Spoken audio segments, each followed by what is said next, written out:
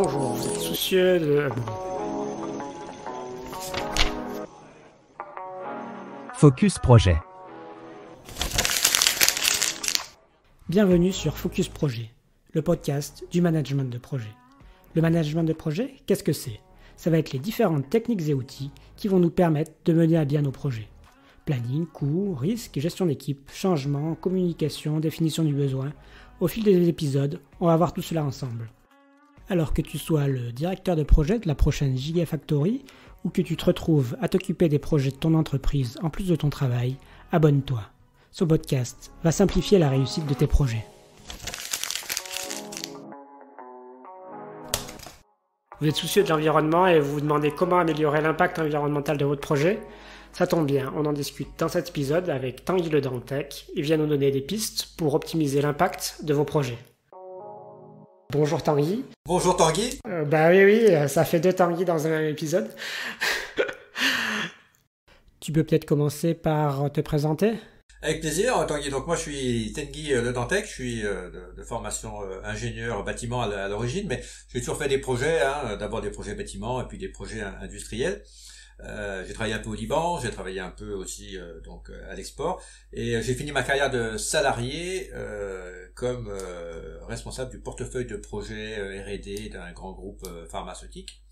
Et puis depuis 18 ans, je suis consultant formateur en management de projet.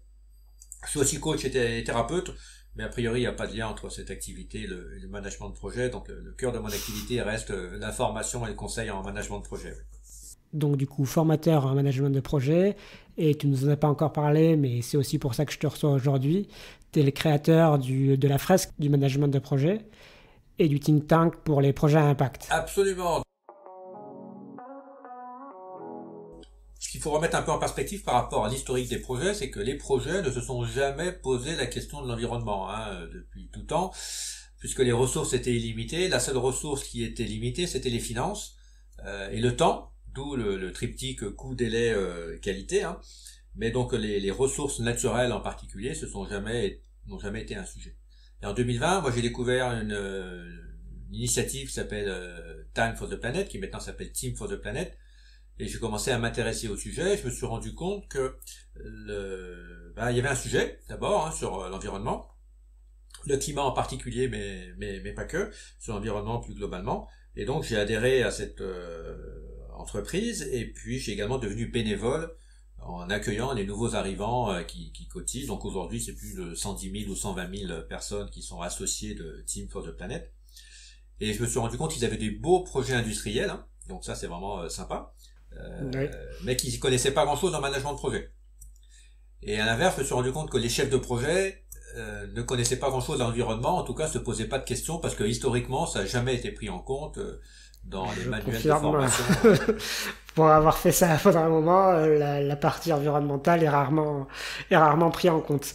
Ouais, c'est un non-sujet, alors que ça devient de fait un vrai sujet. Alors on pourrait donner des exemples quand même deux exemples très concrets qui vont montrer que ça devient un sujet. Le premier, c'est que donc moi je suis de formation bâtiment, mais plus spécifiquement je suis de formation travaux publics, donc je devrais faire des autoroutes et des ponts et des tunnels. Oui.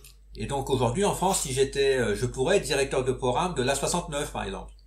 L'A69 oui. C'est l'autoroute entre Castres et Toulouse, Et de fait, l'aspect environnemental là est bien marqué. Et un deuxième aspect qui rentre en compte maintenant dans les projets, c'est que les grandes entreprises ont obligation de faire des bilans carbone pour leur activité, et donc parmi les corollaires de ça, les grandes entreprises aujourd'hui se retrouvent avec l'obligation également de faire des bilans carbone pour certains de leurs projets et de leur gamme de produits, mais également de leurs projets. Donc ça c'est un deuxième aspect très concret de ce qui est en train d'arriver dans la vie des projets d'un point de vue environnemental. Oui, c'est sûr qu'on en parle de plus en plus, et le sujet qui a été ignoré pendant longtemps arrive sur le devant de la scène de manière beaucoup plus marquée. Clairement, oui. On en arrive donc à la question suivante. De quelle manière les projets contribuent-ils à la dégradation de l'environnement et au réchauffement climatique? Jusque-là, on ne se posait pas la question, mais si on se la pose, quel va être l'impact des projets sur ces éléments-là? Ouais, alors en fait, si on regarde, si on veut le faire un peu provoque, tout ce qui aujourd'hui crée un problème pour l'environnement, c'est le résultat de projet. Comme ça, on a fait simple. Oui. Donc les automobiles, il y a quand même des projets automobiles qui sont bien connus. Tous les projets liés au pétrole, gaz, sur le climat sont liés à ça. Les projets d'emprise, donc quoi. Bon, après, tout ce qui existe de manière un peu concrète dans le monde, c'est le résultat de projets, donc c'est un peu facile de dire ça, mais quand même, le management de projet a eu un impact comme quoi il a permis d'accélérer très vite le développement industriel. Et donc la conséquence, c'est comme si jamais la question de la ressource ne s'est posée, bon, ça a été fait sans aucune limite ou sans prise en compte de ces aspects-là. Donc tous les projets aujourd'hui, la plupart sont des projets à empreinte, c'est-à-dire des projets qui ont un impact négatif sur l'environnement, que ce soit en termes d'émissions de gaz à effet de serre, d'extraction d'énergie, mais également en termes de biodiversité, en termes d'émissions de polluants, plastiques. Par exemple, pour un autre exemple très simple, avant 2000, dans l'industrie pharma que je connais très bien, on utilisait du verre. Et le verre, c'est recyclable. Oui. Tout était en verre.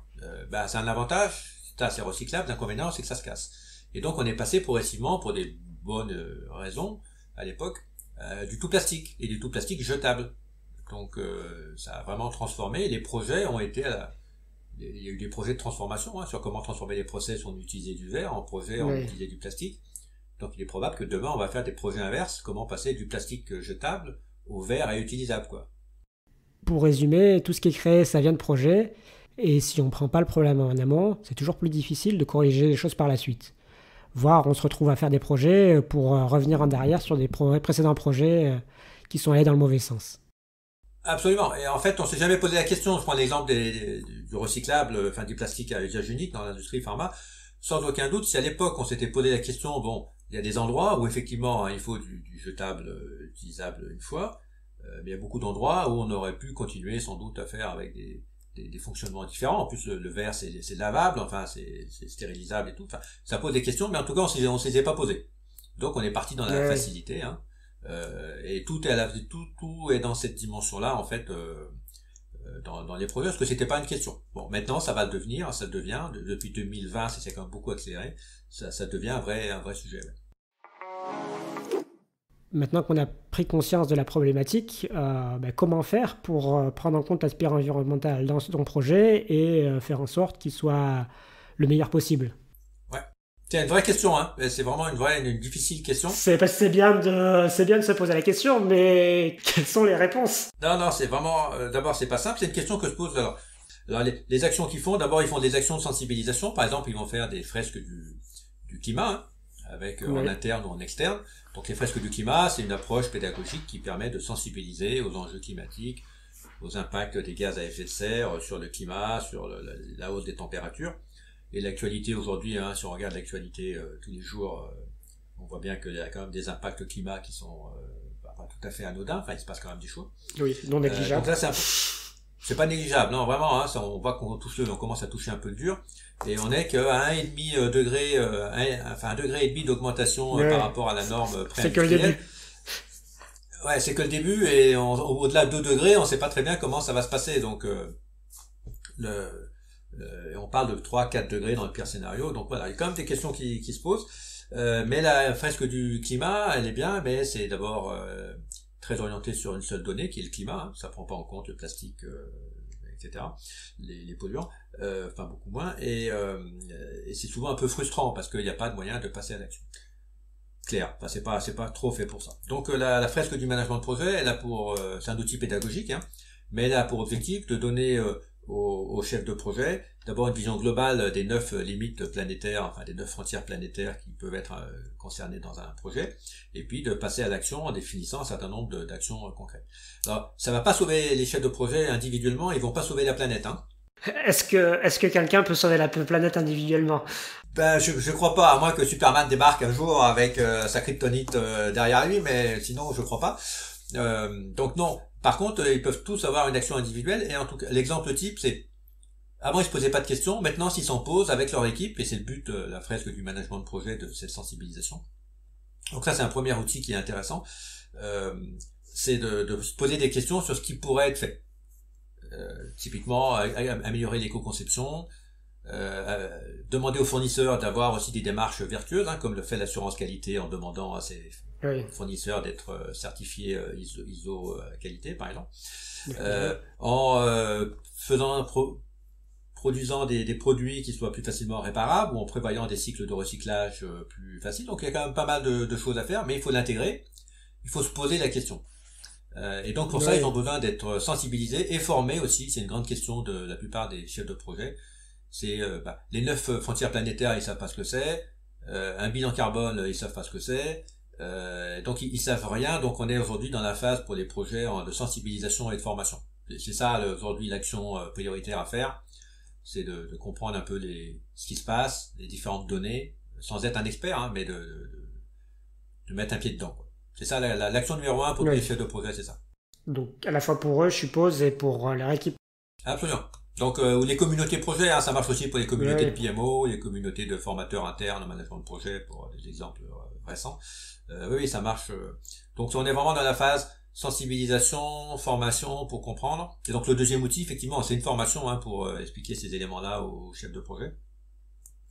La FRAID, c'est pour sensibiliser, la formation, c'est pour aller un peu au-delà. C'est la première étape. Et puis après, viendront les aspects actions plus opérationnels. Alors j'ai tout de suite géré l'objection, oui, mais les sponsors ne seront jamais d'accord. C'est ce qu'on me dit souvent, hein. Je pense que de plus en plus, ils vont plus avoir le choix. Absolument. Donc alors, il y a 2 aspects. Le premier aspect, c'est que c'est comme les budgets, hein. Si vous les demandez pas au sponsor, il va pas vous les donner, quoi, hein. C'est une phrase que j'aime bien, mais ça c'est la vraie vie des projets, hein. On me dit, j'ai une variation dans mon projet, j'ose pas demander de l'argent à mon sponsor. Ça c'est des clients normaux, des chefs de projet normaux, on va dire. Si vous demandez pas au sponsor, le budget, il vous le donnera pas, hein. Ça c'est un truc de base.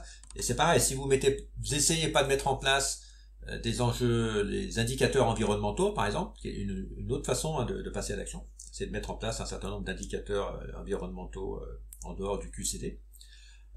Si vous n'essayez pas, il va pas l'accepter, le refuser, puisque vous lui demandez pas. Donc voilà, il faut y aller, quoi. Après, il refuse, c'est autre chose. Mais ils vont y venir aussi. D'après ce qu'on a discuté, je comprends un peu qu'il y a 2 aspects sur cet aspect environnemental. Un premier aspect qui va venir du projet en lui-même, donc de l'impact du projet, mais un second qui est de faire attention à ce que l'on crée va avoir le moins d'impact possible aussi. En somme, faire attention à ce que le produit qu'on crée ait le moins d'impact possible aussi. C'est bien ça les 2 aspects. Oui, c'est ça. Ouais, c'est vraiment ça. Moi, j'ai toujours un peu une question que je me pose, c'est à quel moment un projet devient vertueux. Tu faisais un peu la différence au début entre les projets à impact et les projets à empreinte. Et j'ai toujours un peu l'impression que même les projets à impact vont avoir une empreinte qui est non négligeable. Donc, comment faire la différence entre les deux? Ouais. Alors, en fait, la frontière n'est pas si nette que ça. Alors, si on redéfinit les deux, moi j'appelle projet à empreinte les projets classiques qui ont une empreinte, alors qu'on dit empreinte gaz à effet de serre, une empreinte sur le sol, une empreinte sur la biodiversité, une empreinte sur la pollution, en fonction des 9 frontières planétaires. Et effectivement, dès qu'on fait quelque chose, en résumé quand même, on a une empreinte, quoi, hein. Ça, forcément, sauf à vivre comme des Robinson Crusoe, donc tous les projets ont une empreinte. Mais donc ça, c'est les projets classiques, on va dire. Et puis il y a des projets qui sont faits spécifiquement quand même dont la volonté est la volonté première est d'améliorer l'environnement. Et donc on parlera de projets impact, ce sont des projets de type Force de Planète par exemple, mais pas que. Il y a une école qui vient de se monter là dans une école pour faire des chefs de projet, former des chefs de projet impact, hein. Donc ça c'est une découverte récente que ça existait. Après, la frontière entre les deux, même un projet impact qui consiste à réduire les plastiques, les résidus de plastique à 0%, de toute façon, ça va utiliser des ressources, ça va utiliser de l'énergie, donc ça a une empreinte. Après, c'est une question de bénéfice. D'un autre côté, les projets à empreinte qui sont des projets qui ne posent pas de questions. De l'autre, les projets à impact qui sont des projets qui ont une empreinte mais qui ont la volonté d'améliorer l'environnement, hein, quand même, c'est ça la finalité. Ouais. Et puis au milieu, il y a un continuum plus ou moins vertueux de tous les projets existants et en cours, quoi. Donc ouais, c'est pas si carré que ça. On est d'accord. Pour finir et pour aller plus loin, pour les gens qui veulent améliorer leur impact sur leur projet, de ce que j'ai compris que tu leur conseillais, déjà de sensibiliser, de former, Ouais. peut-être Ouais. d'autres outils qu'on peut leur proposer. Pour l'instant, les deux outils principaux, parce que après c'est tellement spécifique en fonction du type de projet, donc il faut d'abord qu'ils se sensibilisent et qu'ils se forment, et puis après il y a l'idée c'est de passer des actions, mais les actions vont être tellement particulières. Qu'est-ce que peut faire, par exemple, une action que peut faire un chef de projet applicatif, c'est il va regarder dans quelle mesure son projet, son appli a un taux d'utilisation important et donc va consommer des ressources par rapport à des serveurs. Il peut aussi regarder comment ces serveurs sont gérés et s'il peut pas les mutualiser pour économiser d'énergie, ou comment le fournisseur stocke ses données, le data center, est-ce qu'il utilise de l'électricité classique ou est-ce qu'il a des choses un petit peu plus intelligentes. Donc voilà, c'est très différent de un chef de projet de nouveaux produits industriels qui va par exemple décider qu'il va mettre en veille son automate parce que jusqu'à maintenant l'automate il était tout le temps connecté en tension permanente. Comme les imprimantes, hein, mais les industriels se posaient même pas la question avant, hein, dans un certain nombre d'industries.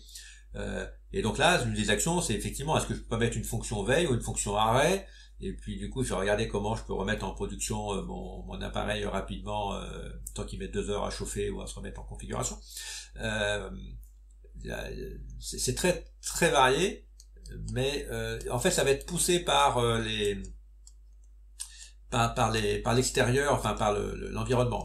Parce que c'est un point qu'on n'a pas abordé, mais pourquoi est-ce que les gens vont changer dans les projets? C'est pas parce qu'ils vont avoir tous une révélation un matin en se levant en se disant Alléluia, il faut que je fasse des projets plus vertueux. Ce qui vont les pousser d'abord, c'est les clients, parce que les clients vont demander, et les utilisateurs vont demander comment vous avez produit votre livrable ou votre produit, hein, et vont regarder en concurrentiellement par rapport aux autres. Alors le prix va être un facteur, mais ça aussi ça va prendre de l'importance entre deux produits équivalents. Donc la communication sera pas la même entre moi je m'en occupe pas parce que j'ai pas le temps et moi j'ai fait des efforts, en tout cas j'essaye. Ça va aussi être poussé par les chefs de projet eux-mêmes, notamment la nouvelle génération, qui elle se pose des questions. Pas tous, hein, mais un certain nombre. Et là je vais avoir un poste qui en gros dit si jamais il y a un jeune chef de projet talentueux qui arrive en entretien et qui pose la question de qu'est-ce que vous faites dans les projets pour l'environnement, et que le recruteur ou le directeur de projet qui l'embauche lui dit nous bon on n'a pas le temps, trop compliqué, nous on est là pour faire du business, et qu'il a un jeune chef de projet talentueux en face qui lui dit ouais c'est gentil mais non, parce que la nouvelle génération quand même se pose ces questions-là, hein. Là dans ce cas-là il va falloir quand même s'y mettre quoi. Donc ça va avancer, contraint, poussé, tiré, mais ça va avancer. Moi, je pensais aussi, du coup, à un standard anglophone qui existe, du coup, le P5 Global Standard for Sustainable Project Management, Ouais. qui peut donner déjà une première boîte à outils qui va un peu plus loin que l'environnement d'ailleurs, qui permet de faire l'état des lieux de son projet au niveau à la fois environnemental, impact social, etc. Alors absolument. C'est d'abord une très bonne démarche. Le P5, c'est Joël Carboni, hein, je crois qu'il de mémoire son nom, qui a créé ça, qui donc a créé le Grid Project Management. Alors lui, il a vraiment l'avantage, c'est qu'il était super en avance. Hein, il a commencé en 2009. Et donc il a basé tout son process et il fait des formations aussi, hein, donc en anglais pour l'instant, sur les ODD, c'est-à-dire les objectifs de développement durable de l'ONU.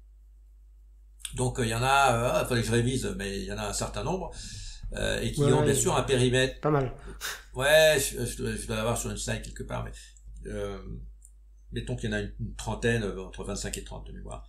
Et donc ça contient effectivement tous les objectifs de développement durable liés à l'environnement, mais pas que, liés aussi aux aspects sociétaux. Donc c'est assez large.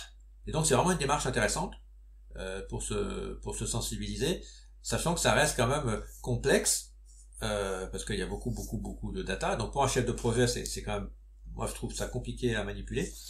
Et nous, avec le think tank là dont on parlait au début, qui a travaillé sur la charte du management de projet impact, on est parti sur une approche plus récente, qui a moins de 10 ans, qui s'appelle les 9 frontières planétaires, qui a été développée par le Stockholm Research Center, qui liste en fait les 9 frontières planétaires qu'il faut pas dépasser. Que si on les dépasse pas, on est assez confiant puisque en gros on sait que ça va bien se passer, notre futur va bien se passer. Et si on les dépasse, on sait pas très bien parce que on sait que ça va pas se passer que ça, quoi. Ouais, on sait pas en fait. Donc ça veut pas dire que si on passe la limite, c'est la cata. On sait juste que si on passe la limite, on sort de la zone où on a une vision à peu près contrôlée de ce qui va arriver. Et donc on rentre dans une grande zone d'incertitude. Et donc ces 9 limites, il y a le climat dedans. Il y a la gestion de l'eau, qui est aussi un élément intéressant pour les chefs de projet. Il y a la gestion des nouveaux entrants, c'est-à-dire de la pollution plastique, qui est un troisième élément intéressant pour les chefs de projet.